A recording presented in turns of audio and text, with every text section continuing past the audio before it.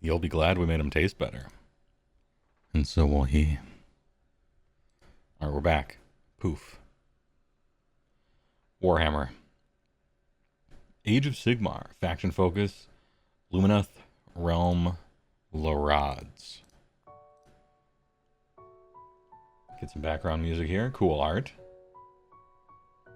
Great Balls of what? I didn't even edit that commercial. I was going to edit it, and I watched the whole thing, and I'm like, they just did that. They just put that on TV. That's not a joke ad.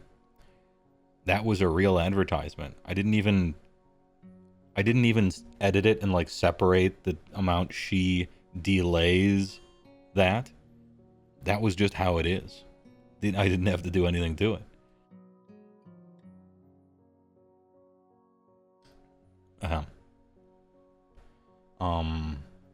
Lumineth Realm Lords are perspicacious paragons. Don't try it. I can read. I'm empowered by a partner. Don't try to throw these $5 words at me. I can handle it.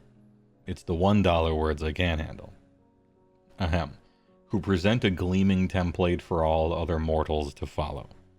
These effortlessly superior elves bring enlightenment to the realms, driving out corruption with blade and sorcery, and striving for true protection. I would go for a comma here, but fine. But is perfection the enemy of the good? Yeah, a little bit. This life of illumination was not always so, and the Lumineth Realm Lords are tainted by a tragedy that is still felt to this day. Born during the Age of Myth, they they inherited the 10 paradises of Hysh and all the wisdom of their creators, the twin gods Tyrion and Teclis. Living in pursuit of excellence and prestige, they yearned to master the most powerful sorceries in existence, until friendly rivalries gave way to an arms race that unleashed weapons of mass destruction, powerful enough to wound the very fabric of reality. Their hubris, arrogance, and unchecked avidity left them susceptible to the cloying influence of Slaanesh, and Lord of Excess, in turn, fed deeply on their bitter, all-consuming war. Kith and kin turned terrible magics of annihilation upon one another in a tragedy known as the Okarai Dara, or Spirefall in the Azerite tongue. Demons of the Dark Prince streamed into Hysh through the scars in reality, reveling in wanton slaughter before they could be fought back. Only Teclis was able to rescue his children, teaching them how to communicate with the realms of Hysh to help heal its deep wounds, and how to temper their emotions through rigorous spiritual self-conditioning. This gave the Lumineth a chance at redemption, and while they still strive for perfection in all things, they must also aspire to be the most humble creatures in all the realms. True humility. I am so humble. No one is humbler than me. Am I right? I could slaughter some wontons right now. Same. Overview. The Archmage Teclis did not solve his children's tragedy on his own. It was only through communing with the Selenar, spirit of the Hysh, that he found the answer to their woes. Their Heywoahs. That's a joke. Rather than pursuing enlightenment through mastery of their reality, the Lumineth would instead put the needs of the Hysh first, seeking counsel from geomantic entities known as the Aliomenters, living a life not of domination, but of sustainable coexistence. As the Lumineth drove the demons of Slaanesh out of Hysh, the spirits of the land, its rivers, winds, mountains, and even satellites, began to mellow. Aliomentiari. I keep putting extra letters into these. Temples were formed where the most devout elves could go to study, drinking deep of the knowledge of the realm spirits, learning to wield their elemental powers against chaos.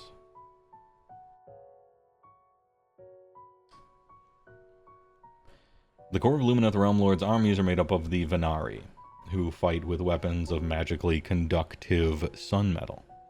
Swift Dawn Riders are joined by shining companies of Auralan Sentinels and Wardens, all fighting in harmonious synchronicity, following the Tyrionic traditions. Their luminous excellence is enhanced further still by the Aliamentiari temples. I'm running out of extra letters to put into that word. The Alarith are the disciples of Hish's great peaks, wielding the strength of the mountain in combat, immovable by all but the most devastating of opponents. Supported by spirits of the mountain, colossal war forms animated by the animus of the realms. They are the anvil upon which their foes break. Big. These dudes look cool, actually.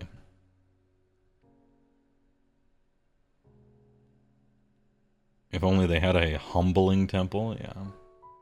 The humblest warriors clad in humilitus metal.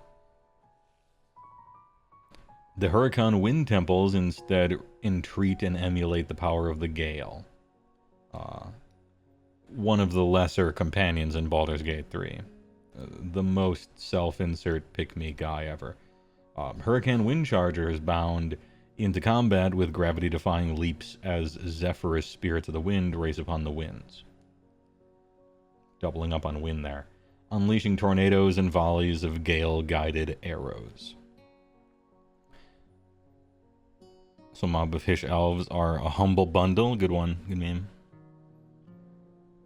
Gale, the patron saint of Where's My Hug. The Yadrillian temples follow the rivers of the Realm of Light, learning to weave and flow like the waterways they honor. Yadrillian river blades move with impossible fluidity, dancing across the battlefield and crashing upon foes like a bladed wave. Bruce Lee shit. The Vanari are the capstone to any resplendent Lumineth warhost. Oh, resplendent? Not effulgent, maybe? Transcendent spellcasters who wield the arts Aetheric with terrifying skill, unleashing beams of searing light with a gesture. When working in harmony, the Lumineth Realm Lords are a power beyond equal. But the path to repair what their arrogance wrought is an arduous one. And only by spreading light to the rest of the realms may they fully atone for their sins. The absolute thesaurus opening. I mean, they're all like that, but this one is particularly like that. Alright, here it is, battle traits. Lightning reactions. When players are alternating picking units to use a fight ability, when it is your turn to pick a unit, you can pick 2 instead of 1. Resolve the first fight ability immediately after the second. Or after the first, I should say. Yep, they used to have this, they still have this. It's very good. Lightning reactions is very good. It's good on your turn. You can charge with 2 units, and there's no penalty for doing so. Normally, you would have to get hit by one of them, you know. On your opponent's turn, you get to activate 2, so your opponent is kind of wary of getting a bunch of your guys into combat. Yeah, lightning reactions is awesome. Great ability. And it's passive. It doesn't cost anything. It just works. It works on both players' turn. Big ups here. Good work. And then we got, looks like a bunch of facets of war. And are these going to be similar to everybody else's? You can use this only if you have not used the facet of war. This, oh, battle round, okay. Alright, so these are battle rounds, huh? They're not turns. Alright. Start of the battle round. Subtract 1 from hit rolls for attacks to target friendly Vanari units for the rest of the battle round. This is really good. We're looking at a lot of war scrolls now. We've seen a bunch of them. A lot of people hitting on 4s. -1 to hit is going to be seemingly really good this edition. Is Lightning Reflexes alone better than Ogre's entire faction abilities? I mean, you have to, like, factor in all of the different units and their war scrolls and stuff. Considering impact hits are a 1 in 3 chance of failing, probably, yeah. But they're just, you know, they're different armies. They're going to play differently. Some people have stronger war scrolls, and some people have stronger battle traits.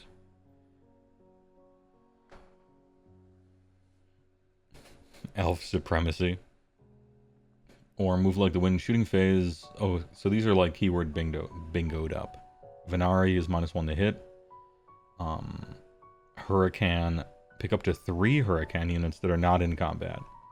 Each target can move a distance, and then... Oh, we're moving in the shooting phase. Got it. And you can do this after you shoot. You can't do it before you shoot, but you can do it after you shoot, which is really, really good. It's very good. This is good. It just works. You don't have to roll. Imagine. It is once per battle round, though, right? So, you know, once every 2 turns, you can do this. It's like a defensive move, obviously. It's not really an offensive one, necessarily. It could be, but...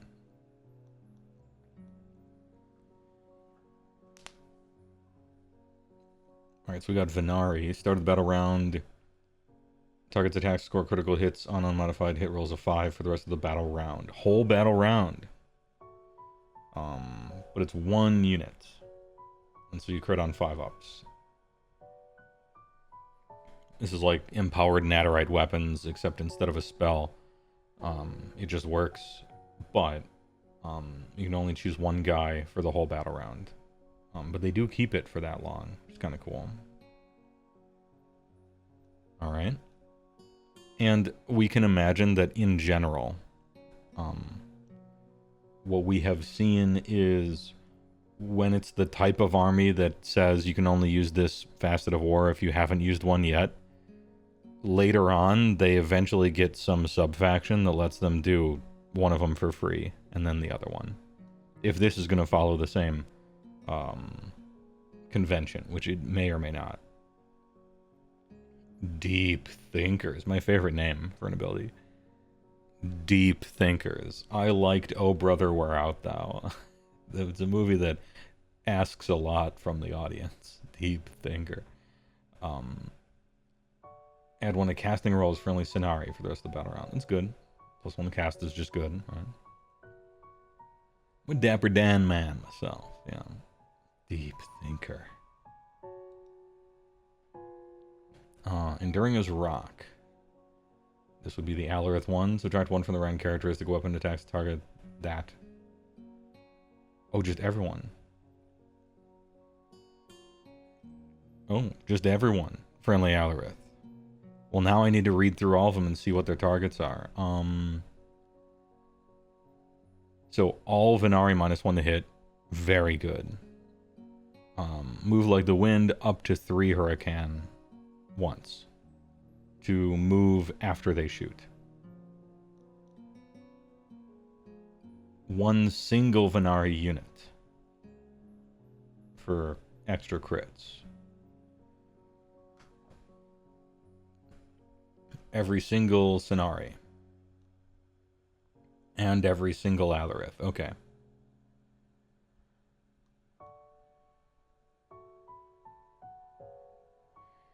Just that Vanari unit. Yeah, for this one here, for the Facet of War extra crit, just 1 Vanari unit here. Shining Company, just every Vanari unit. Super good. Alarith, every Alarith, every Vanari. Nice. Nice-oo. Okay, as far as the battle traits are concerned, we do have the tier list of how hype these faction foci are. So we're going to have LRL chillin' somewhere here. The battle tactics for how hype. Lightning reactions, really strong. Facet of Wars, pretty good. Some of them are better than others. They're all keyword having to do with it. You can only use it once per battle round, which isn't a lot. But most of them last for the whole battle round, except for Move Like the Wind. So overall, I'm kind of in like the I'm kind of like in the A-B area here. At this moment. I think you should have to climb the ladder. So I'm going to put them high B, and we'll see where we eventually arrive at. Alur Temple. You can use Enduring as Rock in addition to the Facet of War ability. Yeah, see, so they follow the same convention that all the other armies that have this kind of Facet of War ability, they do that. So yeah, you can use Enduring as Rock in addition to whatever other one you get, which is great. Considering especially that this one affects like all Alurith instead of just one, big. You bet all the other Elsa affections are just one free facet. Probably, maybe one isn't, but yeah, I would imagine that they all just are. What'd you miss? Good meme. Summon Sanctum of Antioch. Super easy to cast. Set up within the target's combat range, visible to the caster, not in combat. 3 parts that must be touching. The tips must touch. And pick a friendly Lumineth Realm Lord's Wizard to cast a spell. Pick a visible Lumineth Realm Lord's Infantry Hero. Okay, so you're casting it on an Infantry Hero as the target. You can't put this thing around Techless or whatever. So, okay. Here's the Sanctum of Antioch. No save. 7-up banishment. Sigil of Ingra. While the unit that was picked to be the target of the Summon Sanctum of Antioch ability is inside the ring, that unit has a ward of 4-up. Jesus. Then use a wizard, add 1 to the unit's power level. Sick. Instead of measuring range or visibility to the unit, instead measure it to the manifestation, and it's big. It cannot be picked to be the target of abilities other than banish. If that unit uses a move ability, makes a pile-in move, or is removed from the battlefield, it is removed from play. Okay, so the way you deal with this is you just kill the guy. No small feat. Did 4-up ward plus 1 power level. Measure from the edge. Can't move though, but this shit's sick. Okay, this is... you know, it's a movement game where moving is good. But a 4-up ward is a 4-up ward. Also, it's pretty cool, like, flavorful, you know? You summon the Guardian runes around you. I think that's kind of cool. From a LARPing point of view, you know? The domain expansion. Yeah, the Score Seeker says hello. Dude, I forgot about the Score Seeker. Oh, the twins. I will talk about the twins, but somebody redeemed a meme ad a long time ago. And I have a 30-minute cooldown on that thing now. So, please enjoy a funny commercial I made. From our sponsors. With Klondike ice cream bars, you get big servings, big taste, big cream. Imagine 5 big, moist, delicious ounces of big, hot ice cream. And a coating made with beautiful milk, chocolate, so you can pour big cream. like I've never had it. Klondike, big bar, big cream. Big bar, big cream. Alright, unit focus. The twins. Elenia and Ella Tihor. 6-inch move, 4-up save, 8 health. Ooh, 4 control, kind of nice. For a hero. Blazing Sunbolt, 12 inches is a decent range. 3 attacks, 2s and 3s, 2d3. Crit auto wound. Hey, this thing might actually do some damage. With 3 entire attacks on 2s and 3s, run 2. And crits becoming auto wounds, one of these will probably get through. I figure. The cream of the crop. Nobody does it better. Sol and Kai, yeah. Altari, 5 attacks, 2s and 3s, 1-2. DNA 2 attacks, 3s and 4s, 1d3. Okay. They're gonna, yeah. Plus the Sunbolt, kind of fighty. They're kind of fighty. Kind of ward we looking at? 5 up. Must be nice. Wizard 1. Your hero phase, equal prodigies. And I'm not talking about the Electronica band. From a time period when I made all that riffs intro. Pick whether Elenia will take the lead or Alethor will take the lead. FBI, open up! What?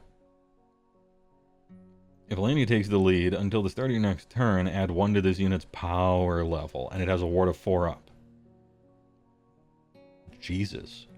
What could the other guy possibly do that I would give a shit about? Besides 4 up ward and a wizard 2. If Elanthor takes the lead until the start of your next turn, add the current battle round number to the damage characteristic of Altar. Okay. Okay. What could you do indeed? Just make his weapon humongo gigantor damage. Last battle round of the game. 7 damage sword. Oh man, I was starting to wonder whether they could make fun rules or not. I was just reading through the wrong armies. They still can make the fun rules. These twins are kind of nice with it. And they get total eclipse. Oh, it's a war scroll thing only on them now. It's not in the spell lore. I was thinking that total eclipse would be probably too good with how much fewer command points people get and how precious they are. Casts on an 8. You are technically a Vanari, so you could get +1 to cast, I suppose.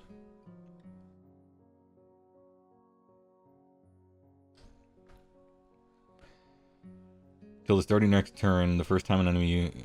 Oh, okay, here's the nerf. The first time an enemy unit uses a command. Within 18 of this unit, they must spend an additional. Okay. So... it's not everyone. It's the first time. That's the reason why this isn't like crazy oppressive or something like that. It's not board wide. Yeah, it's just a 36-inch diameter pizza dropped onto the table. But true, that's not entirely the whole table. Yeah, this is fine. It's really good. It's strong. It's hard to cast. It only works once, but it's still good. It's possible to get out of its range. Okay. It's good. End of any turn. Sudden translocation. This unit can use this ability if any enemy models were slain by it this turn. Can use, okay. Heal D6. What are you at? 8 health. 8 health, 4 up, 4 up, or 4 up, 5 up normally, I guess.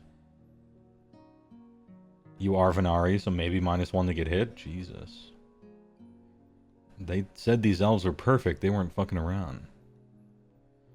Then remove it from the battlefield, set it up again, more than 9 from enemy units. When using Equal Prodigy's ability your next turn, you must pick the good one to take the lead. Okay. Word. I saw in chat somebody rates the twins. They're like, I rate the twins. I do too. They just seem fun. Doesn't this seem fun? Like, doesn't this seem like a foot hero that feels like a true hero on foot? Whereas a lot of heroes on foot are like, kind of do nothing, whatever, 4 attacks, who cares, you know? Anyway, this shit's kind of nice. I don't know if they're good. I don't know what they cost. It seems fun. Dude, remember fun?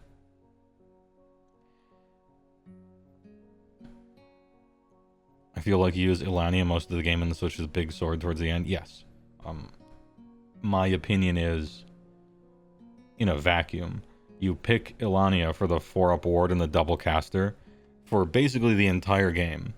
And then on perhaps the last turn, when stuff like foot heroes are finally getting into combat and almost everyone's dead, you cordially welcome somebody to Pound Town and start asking them to make rend 1 or take 7 damage rolls in like turn 4 or 5, right? Fun. This shit's sick. Movement 6, angry Nurgle noises. Now we got Severith, Lord of the Seventh Wind. 10 health, 18 flying move. 4-up save. I have a question to ask Lumineth players because I can't remember. Is this a reduction in this unit's speed? Because I'm in my head, I'm like, maybe it's 20, maybe it was 24 or something before. 18-inch flying is just ridiculous speed. Absurd. Keep in mind, this guy can move after he shoots if you spend a discipline point, right? So this dude can move 18, shoot you, move 18. You probably can't even charge him. He used, all right, I was remembering it right. He used to be 24. This guy's speed went down 6, and he's still the fastest unit in the game. And it's like not close. I don't know. I can't bring myself to be sad about the movement decrease. Although it was a lot. 6 inches is a lot slower, right? But Jesus. In Wrath Eye, the Howling Death, 12-inch range, 4 attacks, 2s and 3s, 3 D3 plus 1, shoot in combat. Good.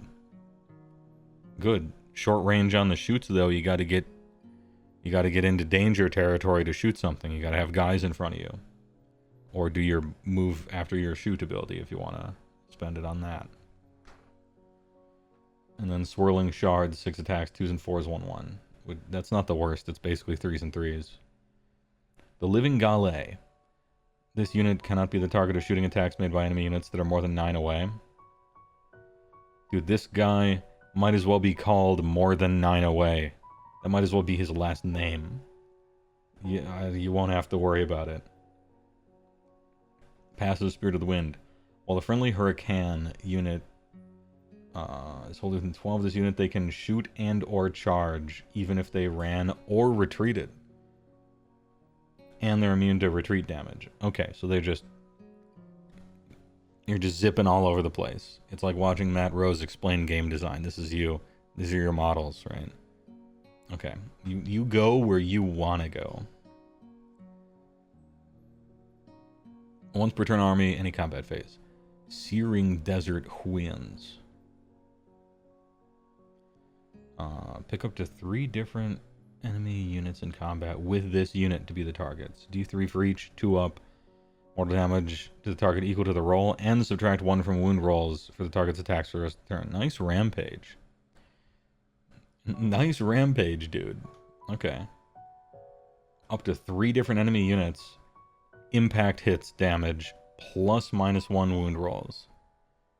Alright. Yeah, he is in range of himself for this ability as well. Someone pointed out, and they are right.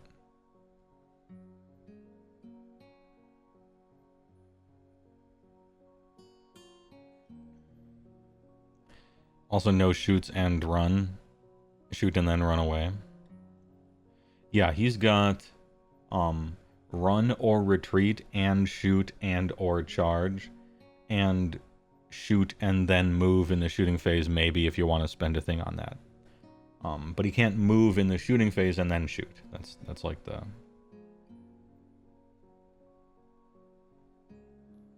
if you do the thing. Alaruth Stoneguard. These are the Texas Longhorns. Sorry, the Techless Longhorns. Yeah, he is a War Master. So double Jennies are possible here as well. Technically a monster, I'll say.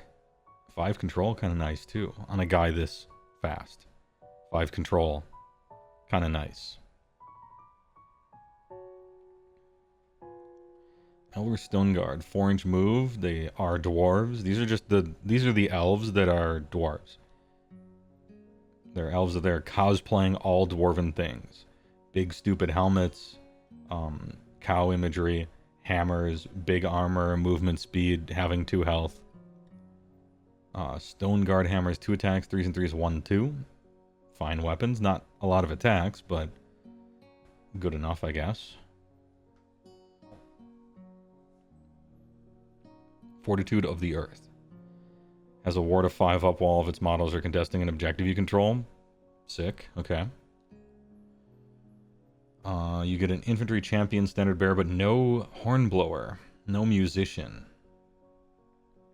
So you are 2 health, 4 up, 5 up maybe, -1 incoming rend maybe, if you do the battle trait thing.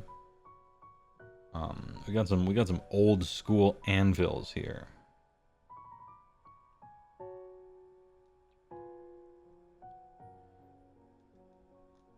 Kind of nice with it. Vanari, Oralan, Wardones. These are the spear guys. 1 health, 4 up save, 6-inch move.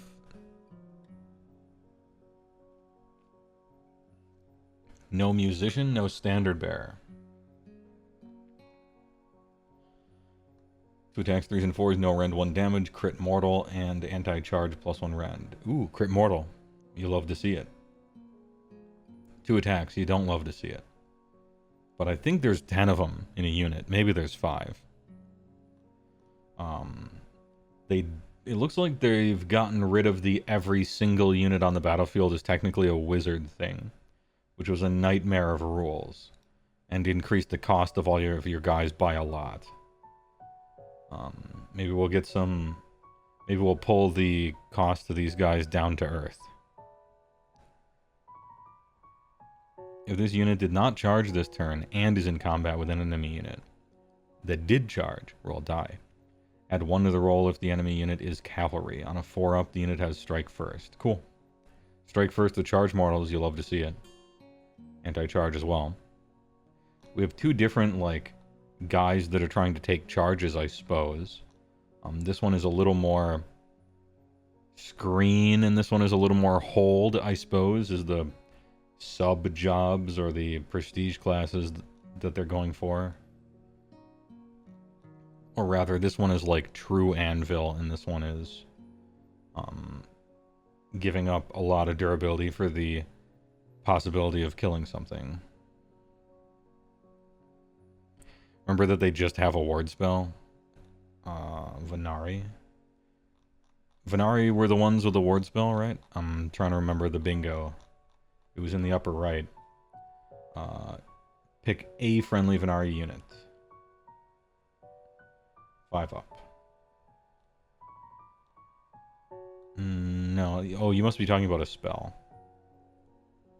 We saw their lore weeks ago. Oh, okay. I didn't remember. Is the spell target unit, or is it a giant aura? Does anyone recall from that? Is it a big aura, or is it like target unit gets a 5-up ward? Hopefully it's target unit. It's an aura, of course. Okay. Not a fan of how many wards the elf army is getting. Don't worry about it. They're taking the water level of wards down. Not here, though. Not here. Don't embarrass me. But elsewhere, we can remove the number of wards in the game elsewhere.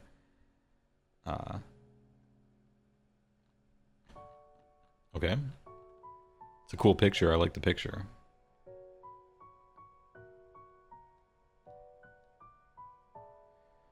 Oh, Vanari Blade Lords. Okay, I'm kind of interested in these guys. Do we still have the auto perfect strike? We do. This is Spearhead, so who knows, right? But 2 health, 4 save, 1 control.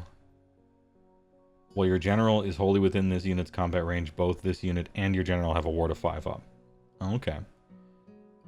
So you got 5 up ward for these guys. 5 upward for other guys, and a spell for 5 upward. Yeesh, okay. And a 5 upward on an 8. That's a lot of wards. Each time this unit uses a fight ability, you must pick either the Perfect Strike or Flurry of Blows weapon characteristics for all attacks it makes with its Sunmetal Great Blade. Do not use this attack sequence for Perfect Strike. 2 up, 1 mortal damage. Okay, same. It's the same as before. Now with a 3-inch range. Or 3 attacks, 3s and 4s, 1/1, crit, mortal, and anti-infantry +1 round. Nice. Fun.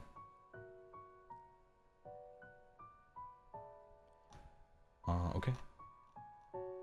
Vanari Blade Lords. They look great. A tier. Possibly S tier. Excitement level. These guys look pretty good B maybe. These guys look pretty good B plus maybe. Very durable. This guy can go anywhere and do anything, and it's hard to quantify how good that'll be until you play. Probably really good. Points will be the killer on that one, and all of his friends. The twins, S tier fun. Fun and powerful and good. And yeah, it's just really exciting. This shit is just cool. Cool role-playing. All the temples are just going to be able to unlock 2 Facets of War. The Facets of War are great. And lightning reactions is great. Yeah. Shaping up to be what they always are. Like insanely impressive looking war scrolls and a million bonus rules. And then once they give you the point cost for those, you kind of can't build an army out of it unless you circle the wagons, but it's fine. S tier hype. Yeah, everything they have is insane and great looking and fun looking. Just super hype. We'll see.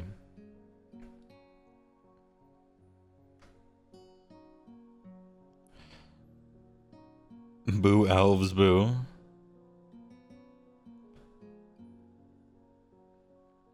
Lightning reactions alone is better than Slanesh's entire battle trait. Yeah, but that's the worst battle trait in the game now. Maybe. Well, not really. If you only use it once, it doesn't directly lose you the game. But I'm stooping. We're digging the silver lining veins straight out of the earth on that one. Yeah, Lumineth looked awesome. Very exciting. Every ability is hype. They probably lost a bunch of rules I don't know or care. They used to have a million and too many anyway, and they were annoying. And tracking your little diamond things on all the guys, I don't know. In 4th edition's genericizing, homogenizing, Lumineth made out like bandits with the amount of unique, cool stuff.